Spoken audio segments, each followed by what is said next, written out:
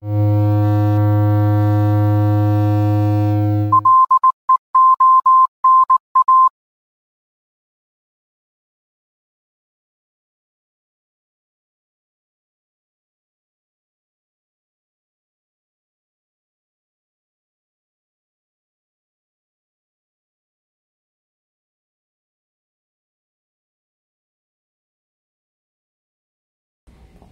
check that everyone can hear me okay? Yeah. So thank you all very much for coming, and thanks to Heather, Nathan and Adrian for inviting me to participate in a London laser. I was meant to speak a year ago and I got ill, so it's led to me being able to actually convene a session tonight. I've actually got a sore throat again, so I have to bear with me. I'm not going to do a presentation, I just wanted to quickly read a little bit from the Neuromorphobia essay and to say how it links to the art, science and psychic theme, which is what we're really talking about tonight. Astronauts of Inner Space is a book that was published in the 1960s, and I've met the guy who edited it, who's living in Paris as a painter, and he kindly allowed me to borrow the title. So, because of the conference I spoke at almost 2 years ago at Goldsmiths, and I started looking at how neuroscience was developing and the role of artists in relationship to it. And I began to get sort of critical about it. I saw a lot of artists sort of dancing around inside MRI machines and saying, measure my brain, look at me, take a representation of what it looks like. And I just sort of felt it wasn't good enough, really. If you look at some of the debates within brain science, there are a lot of issues around ethics. For example, those voiced by Mary Ridgely, the historian of science. Also by lawyers asking questions about the nature of a materialist view of the brain, where criminals might say, or people who are arrested for doing something might say, oh, my brain responded to something in the environment, or the use of neuro-advertising, which is becoming quite a big thing, all of which is kind of premised on the idea that we are, in a way, subjective, reductionist brains moving around in the world, and we don't have agency, or we don't have the capacity to make decisions, or that the way we construct consciousness is not, in a way, constitutive of what we experience. In other words, the hard problem of consciousness can often get elided when we get involved in debates about things like the Human Brain Project, which was beginning to get a lot of money back in 2014. So I wrote a paper which was called like a hole in the head, that being whole with a W as well as whole. And I started looking at writers like Philip K. Dick and Burroughs, and also back to William James, who was the first person to talk about plasticity of the brain. He's a very interesting person. He's the brother of Henry James, the novelist. Also a very good writer. And William James was, he trained in medicine. He could have been a doctor, but he decided to become a psychologist at Harvard. He's also a member of what's called the Society for Psychical Research, which was initially set up in the UK, in England, back in, I think it was 1850, 1860. And the people behind the Society for Psychical Research were actually Cambridge scientists and moral philosophers. The Society for Psychical Research is still ongoing. In fact, by attending some events there, I realised that there's interesting research going on in places like Johns Hopkins University into the nature of drugs on the brain. And its chair for many years is Bernard Carr, who's an astronomer at King's College. So there's still an interface with science. What they were trying to do back in the 19th century, at a time when actually a lot of people were very interested in the occult and in psychic phenomena, was to try to apply scientific methodology to try and measure what was going on. So for example, they did a census of hallucinations, where they got a lot of data from people. So I got very interested in the Society for Psychical Research, and also the fact that William James, who's now looked at as an important psychologist, had been the first person to talk about plasticity. And he didn't see plasticity as somehow us being subject to influences and responding. The brain is actually something that he felt that was like a relationship with mind. So if we can see mind as the interface between the body and the brain, and that we are embodied creatures, then things like mapping the Human Brain Project, for which a lot of European money is going into, requires people to ask questions about the nature of the brain as part of a whole system, actually a system of things that interrelate, and not just something that can be extracted computationally, for example. So I'm just going to read a little bit from this essay, and then I'm going to hand over to David. We've got some fantastic speakers tonight. Now, I hope we'll have a lively discussion. And also, if anyone would like to read the whole essay, you can contact me, and I'll be happy to share it with you. As we progress further into the 21st century, bringing with it quantum leaps in areas of machine learning, smoothed by the effortlessly invasive codes of late capitalism, work within brain research resembles speculative real estate. Predictive data analytics, fueled by early 21st century online oversharing tendencies, facilitated by access to personal details generated within diverse consumer scenarios, combine to form a perfect storm, a potential meeting point and coalescence of profit-making interests in areas of computation, medicine, and pharmaceuticals. We grapple in digitized minefields where residual traces of personal privacy are being vacuumed away like antiquated dust into a machinery cloud. Social networks and adaptive applications feed on localized subjectivities, regurgitating these back, often deformed into mainstream circularities. The rapid conflation of brain science with computer science drives a mounting rhetoric about social and economic value that advocates argue will result from attempts to map, measure, model, represent, replicate, and simulate complex human neural functions. Freud in the complete psychological works talked about questions of pleasure, projection, and trauma. There's no longer any possibility of preventing the mental apparatus from being flooded with huge amounts of stimulus. Another problem then arises, the problem of mastering the amount of stimulus that has broken in and of binding them in a psychical sense so they can then be disposed of. Binding lies at the heart of our current psychological challenges. We now live in the ubiquitous playback environment, predicted in William Burroughs' luminously prescient The Electronic Revolution almost half a century ago. On his opening page, Feedback from Watergate to the Garden of Eden, Burroughs wrote of humans as uniquely time-binding animals. He credits this concept to Alfred Korbinski, founder of the theory of general semantics, which in Burroughs' words was the meaning of meaning. Korbinski wrote in 1921, "One has to stop and think. There's nothing mystical about the fact that ideas and words are energies which partly affect the physiochemical base of our time-based activities."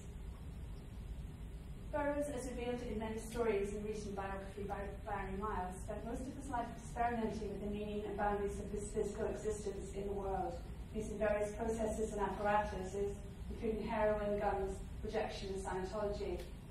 As an active researcher in the dark arts of psychopathology, he would not find it difficult to believe that so many troubled minds now bind themselves chemically today through the delegation of responsibility to general practitioners who prescribed antidepressant drugs in unprecedented quantities. 53 million prescriptions were issued in the UK last year. This is a scenario where antidepressant drugs are, according to the US Library of Medicine, suitable for the following conditions: depression, OCD, bothersome thoughts that won't go away, the need to perform certain actions over and over, eating disorders, panic attacks, worry about these attacks, symptoms of premenstrual dysphoric disorder, mood swings, irritability, bloating, alcoholism, attention deficit disorder, borderline personality disorder, sleep disorders, headaches, mental illness, post-traumatic stress disorder, Tourette's syndrome, obesity, sexual problems, and phobias. Talk to your doctor about the possible risks of using this medicine for your condition.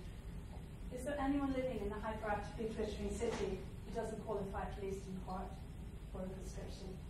So on that note, I'm going to hand over to David, who will talk to us more about benefits of psychedelia.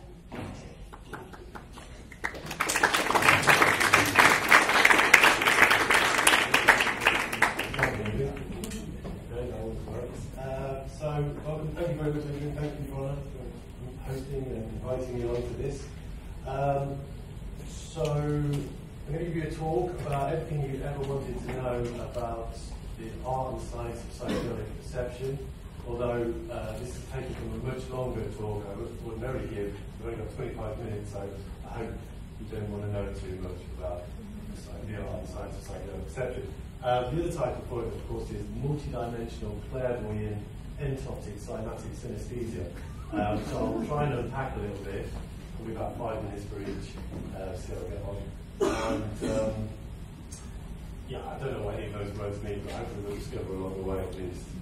So, I'm a psychologist, and like all good psychologists, as a teenager I was a little bit screwed up, and I wanted to know why. So I went away to study psychology, of course, and I'm still screwed up, but at least I know why. And I worked here at the University of Greenwich, not so far from here, this side of the water. And one of the things we do there is a conference on psychedelic research called Breaking Convention. It's now its third year, it's a biennial conference, next one's next year. And so that kind of segues into my interest in research. I do a lot of research on psychedelics. I should probably say I also do a lot of research on non-psychedelics as well. I do research on anomalous experiences, altered states, more generally speaking. This is where the root of this talk comes from.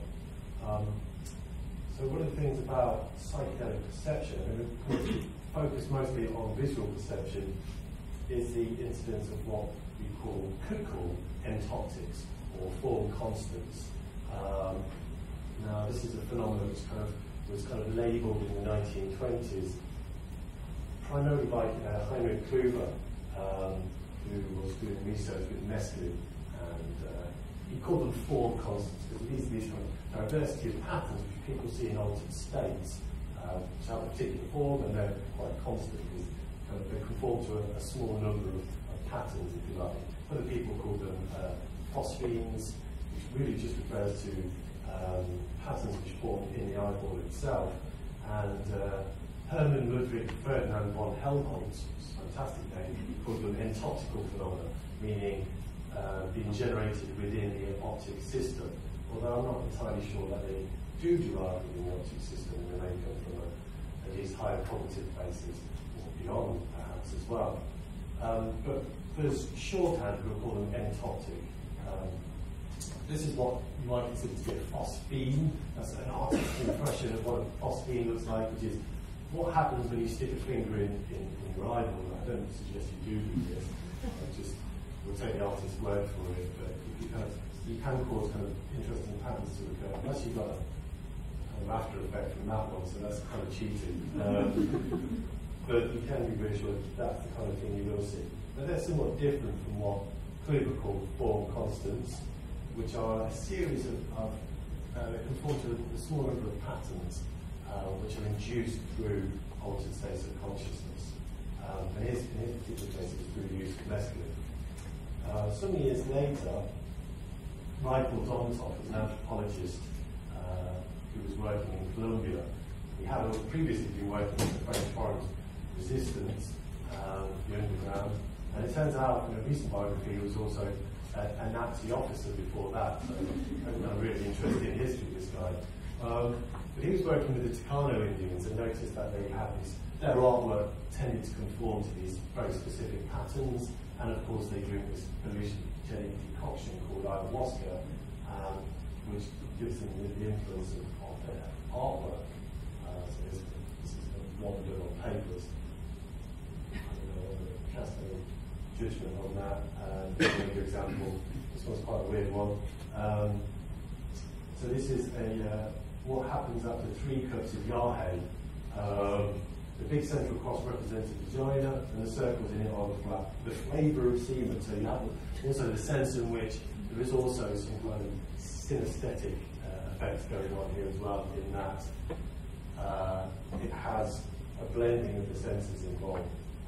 Now, other indigenous groups around the world as well are also known to take psychedelic substances as part of their shamanic rituals, and their artwork is also heavily influenced by it. So this is some WeChat artwork based on the use of peyote cactus.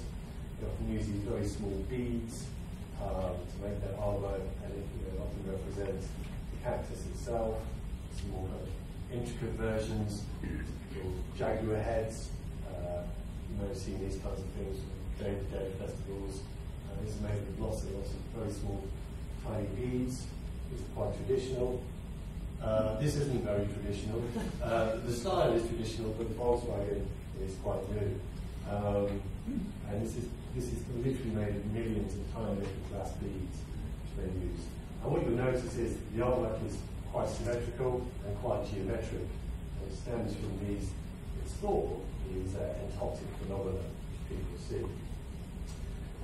So after Michael Dolmatov, sometime in the late 1980s, another theory was kind of put forward, was picked up by archaeologists this time, who kind of built on the work of Michael Dolmatov and of Kluber, and said that all of the Paleolithic artwork that we see in terms of these kind of rock arts, these patterns, is derived from the use of altered states of consciousness. Perhaps these shamans were in an altered state from taking magic mushrooms, perhaps, or in the depths of the cave through sensory deprivation, total darkness.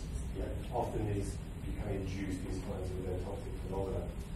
And to prove their theory, they kind of mapped various rock art from regions of South Africa against Kluber's original shapes here, which is 6 different basic structures of form concepts or entoptics.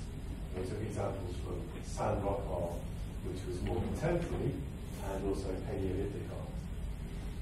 I'm not going to go too much into that, but we'll take them at their word. This is a fairly decent explanation for the origins of Paleolithic rock art. And they also put forward this kind of general theory about, this kind of general model about how altered states occur and kind of imagery that arises. So that in the first stages of an altered state, we tend to see these geometric forms, entoptics, these patterns. They then take on iconic status, so that the wiggly lines may form into serpents, for instance. Then you tend to get sucked down a tunnel, like a vortex experience. This doesn't happen all the time, I hasten to add. And then you pop out the other side and meet a werewolf wearing a suit. That doesn't always happen either. But the visionary iconic forms take on kind of mythological form. Often there are other folks, these kind of morphed, kind of hybrid human animal kind of mythological kind of entities and so on. But that the entoptics themselves are very much the kind of experience you get at the beginning, or the mildest stages of an altered state of consciousness. First includes patterns, filigrees and honeycombs and spirals and this kind of thing. And just to prove I'm not lying, there's a bit of Paleolithic rock art from somewhere. I have actually forgotten what that is. If anyone can recognise it, this rock, you can help me out, I'd be very grateful. Don't take it, okay, so we also find the use of these kind of geometric patterns in the artwork of various indigenous groups, as I said, such as the use of ayahuasca in the Amazon basin. This is the Shipibo, Ganibo artwork. This is actually the Shuar Indians, but this is them drinking ayahuasca. And one of the effects of ayahuasca is a very strong psychedelic decoction. As people report all kinds of fantastic experiences, like this slide's a little bit out of sync, not to very colourful geometric imagery, perhaps even journeying inside one's kind of body, inside their organs, going into their cells. But they see these patterns everywhere, not just because they're drawn on the faces of the children, they draw them on the faces of the children after they see them, but they represent to the Shipibos the kind of energetic health of the person. These are called what they call quenes. And it's said that if your quenes are asymmetrical or misaligned, it's indicative of some kind of illness. So what they do is they'll sing your pattern straight, because it's very much a synaesthetic experience, which I'll come to in a minute. So they're kind of quite obsessed with these patterns and put them on their faces and on their artwork, and they make beautiful yarns out of them. But it's thought that this could represent, according to some anthropologists, what a song looks like under the influence of ayahuasca. This is a song sung by one of the shamans, what they call icaros, because the sounds themselves can take on a visual form. And that's what we call synaesthesia. Now we know about synaesthesia for quite some time, but we also, it's a congenital condition in that about somewhere between 2 and 4% of the population have synaesthesia from childhood. So it's quite a well-established condition, but not very common. But we also know that it can be induced through the use of psychedelics. So this man here, Albert Hoffman, was experimenting with various alkaloids of ergot, trying to develop some medicines, accidentally ingested some of his latest chemical, LSD-25, had a very intense psychedelic experience, had an out-of-body experience, found himself floating on the ceiling, looking down at his body, thought he'd died, all that kind of stuff. He also did happen to describe some intense synaesthesia on what's known as the first ever LSD experience. He said, kaleidoscopic, fantastic images surged in on me, alternating, variegated, opening and then closing themselves in circles and spirals, exploding in coloured fountains, rearranging and hybridizing themselves in constant flux. It was particularly remarkable how every acoustic perception, such as the sound of the door handle or a passing automobile, became transformed into optical perceptions. Every sound generated a vividly changing image with its own constant form and colour, like a form constant, you could say. And there, this is another piece of Shipibo yarn. So I did some research, just because I do some research occasionally, and we looked to see at the prevalence of synaesthesia occurring with people taking psychedelics. So we're looking to try and find a taxonomy. So do certain psychedelics induce certain types of synaesthesia? And we didn't find any specific pattern in that, but we did find that certain drugs are more likely to induce synaesthesia than others. So for instance, over 55% of people who took LSD, which is right at the top, report having synaesthesia of some variety at some point. And then we also mapped that against people who ordinarily have synaesthesia and asked them whether or not it enhanced the synaesthesia they normally have when they take psychedelics. And we found that the same drugs that enhance synaesthesia in people who have it congenitally also induces synaesthesia, tends to, in people who don't ordinarily have it. So we seem to find a common neurochemical pathway for explaining congenital synaesthesia through psychedelics. That's the long and short of that. So we did have to discover whether certain psychedelics could induce specific types. We broke down into categories of psychedelics: tryptamines, melamines, dissociatives, and then odd one out like salvia. And the most common forms of synaesthesia people reported was sound colour. So the colours for sounds would have their own colour. They also tend to report that sounds would also have shape and more space, and often needs to be very dynamic. So the sounds change, the music, for instance, the visual aspect to it would change in concert with the sounds. Actually, the earliest known use of this strange little quirk was by the sound engineer for the Grateful Dead, which was taken in the 1960s.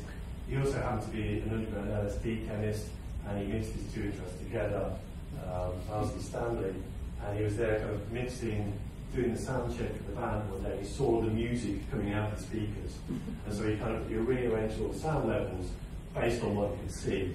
And then, afterwards when they played the gig, you could see the sound kind of washing over all the people.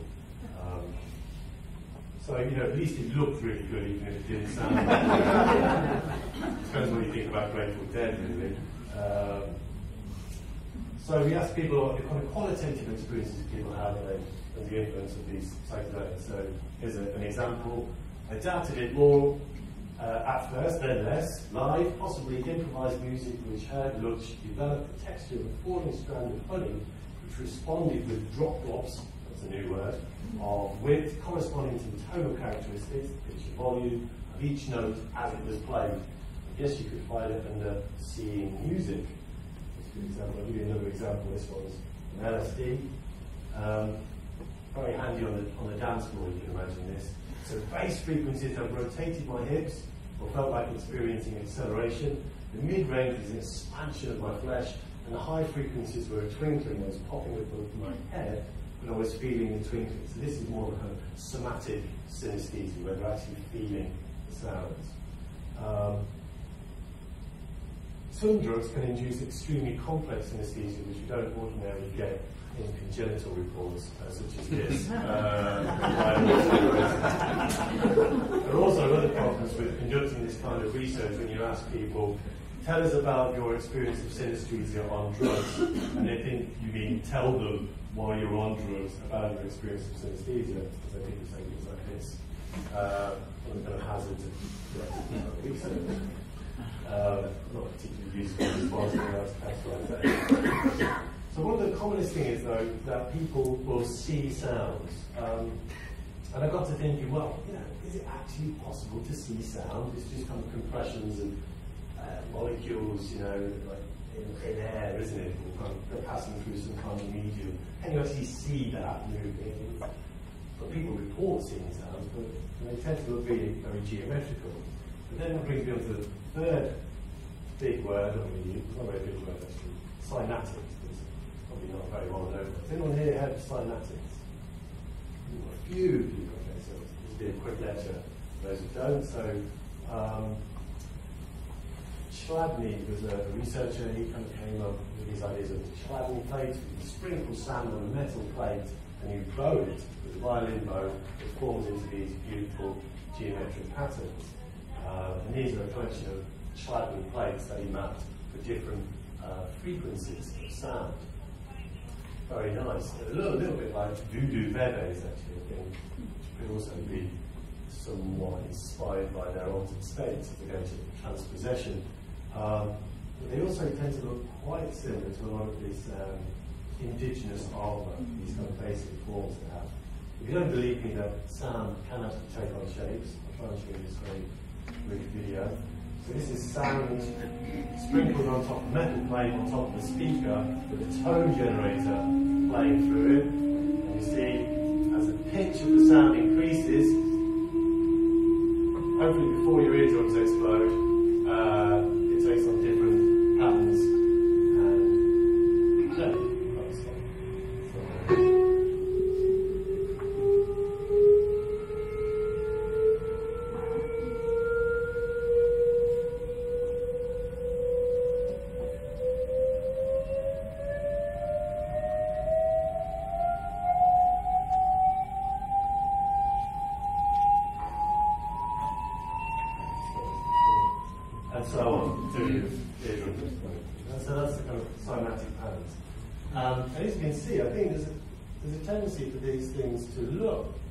Too dissimilar from Kluger's original entoptics or form constants. Is it actually possible to see sound though? Well, not in a kind of conventional way with your eyeballs, I don't think, but is it possible to have some kind of direct perception? That takes us into some very peculiar realms, which my research is involved in. And I'll finish off by just looking at exploring some of these experiences. Okay, so the use of ayahuasca in the Amazon, they report very kind of extremely intense visual experiences. The majority of people have very intense visual phenomena in their first experience. This is some of the ayahuasca artwork that people have. Large proportions of serpents seem to kind of pop up everywhere, very colourful, very fluid, very dynamic. Jaguars are also kind of quite common. And it said the jaguars represent the kind of the spirit of the shaman, and the serpents themselves represent the spirit of the ayahuasca itself. And Jeremy Narby was an anthropologist. He went to do some research, indigenous tribes in South America, I can't recall now. And he was very much of the kind of Western medical materialist mindset. And he started doing work with them. He kind of felt a little bit sorry for them because they had these balmy, kind of magical worldviews. And then he sat down and drank ayahuasca with them, and he had a complete worldview transformation. And he started to looking at their artwork and their imagery, and how the propensity of these kind of serpents everywhere, then to suspect that they were actually seeing the DNA structure, because some people talk about going inside bodies, seeing cells, seeing organs, seeing even DNA. Let's give an example. Some ayahuasca artwork. You see this double helix, colourful, cartoonesque serpent there. But you know it's not possible to actually see your own DNA, well, not you ordinarily at least. However, this man, one on the left, is just receiving a Nobel Prize, the King of Sweden. This is Kari Mullis, who won the Nobel Prize for Polymerase chain reaction, which is a very important process in replicating DNA so you can do more work with it. And it gave rise to the Genome Project and forensic genetics and all kinds of things. He won the prize for it. But then after receiving the Nobel Prize, he said he was able to develop this technique by taking LSD. And he said it had the skill to fly alongside the strands of the DNA molecule at the molecular level and see what was going on. So he was able to develop PCR. It's also said, probably apocryphally, that Francis Crick, who we do know was a big fan of LSD, also discovered the DNA double helix shape under the influence. We don't know if that's true or not because the story came out after his death. But we do know he did like LSD. That's he used to call it acid balls, apparently. So Nalby, being a good kind of medical trained anthropologist, didn't leave it there. He decided to do experiments. He took 3 molecular biologists to the Amazon jungle. They never tried ayahuasca, they'd never even heard of it, and all 3 of them had a kind of problem with their research.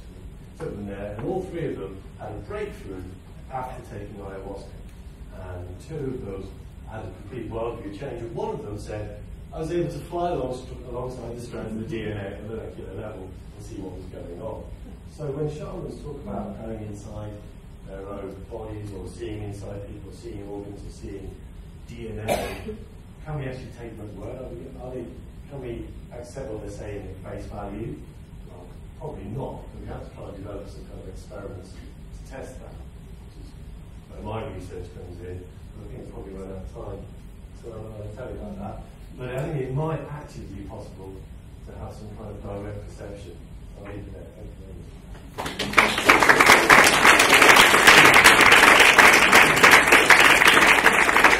I'll say one thing, if we just add something else. You know, you said there were any announcements. And relating somewhat to Jeremy Nalby's experiments, I'm trying to ask kind of scientists if they can get some kind of creative insight about their research through the use of psychedelics. I'm actually involved in a clinical research study at a hospital in North London, recruiting high-level professional scientists, technologists, engineers, people who are working on scientific and technical problems to come and take LSD with a view to having some kind of creative insight. I've got some flyers here if you're interested in taking part in that research. Not only do you get LSD, you get paid as well.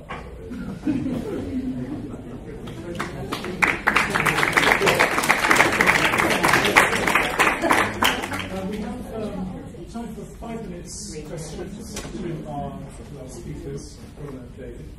Anyone like to lead off with a question? Sure, David, in some of the pictures you showed, especially of the symmetrical artwork, they look very fractal in their nature. Do a lot of people who've been on psychedelics report on going through fractal landscapes or spaces, and that's what we're actually getting them to see ultimately painting? I'm glad you asked that question, because that was going to be my next series of slides if I didn't, if I had more time. But not so much like they're fractal in a sense. I don't think the geometric patterns people see are necessarily fractal, but they do take on strange kind of dimensional qualities. So one of the things you find occurs quite a lot of people take DMT or ayahuasca, so very strong psychedelics, is that they report seeing these geometric patterns, but that they have more than the usual 3 spatial dimensions. They may have 4 or more dimensions.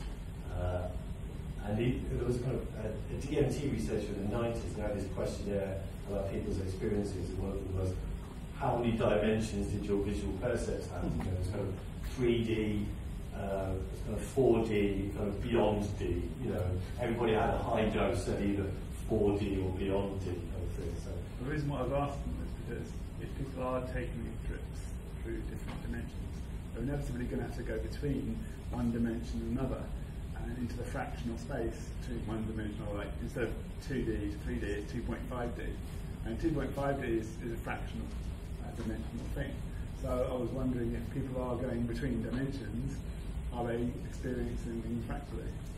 I'd say people are experiencing that kind of the sense of additional dimensions. I don't know if they actually are, but they certainly have the experience. But it begs the question, if you can have a visual percept or a mental percept of something with more dimensions than you can actually conceptualize, how do you actually have that percept? I can't imagine what a 4D or multi-D percept is actually like, unless you actually experience it.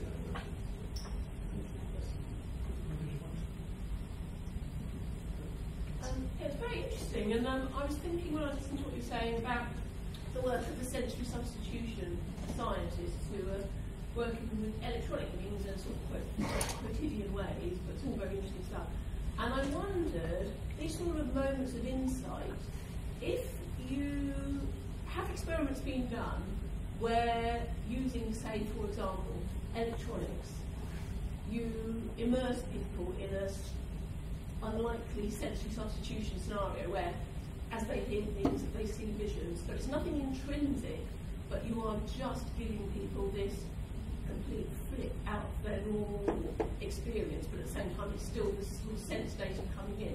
And so what I'm asking is, do you think that it needs something intrinsic that's going along with these things that are not known about, or do you think that there's something that can be gained by creating these experiences without anything, if you like, chemically going on inside your body? Does that make sense? Sure. I think it's very difficult to have an experience without something chemically going on inside your body, but it can be kind of introduced in the external world rather than kind of internally, I suppose. I mean, I think all states of consciousness probably involve some kind of chemical changes, but I think there has been a lot of research on that. People are playing with kind of sensory substitution, like bands which kind of respond or can give you signals around your waist, depending on variations in electromagnetic fields. So you can even have experiences of sensory information which you're not even normally privy to. Well, you might be able to detect electromagnetic fields, but you're not normally aware of it.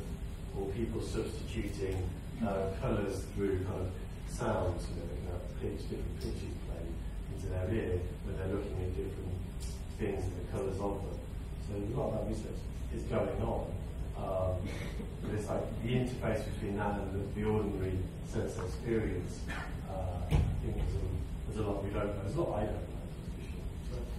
I think just to comment that certainly fractals is something that Wai's going to be addressing, and I think, Sarah, your question will come up when Luciana shows some of her work, so we can carry it forward into the next session.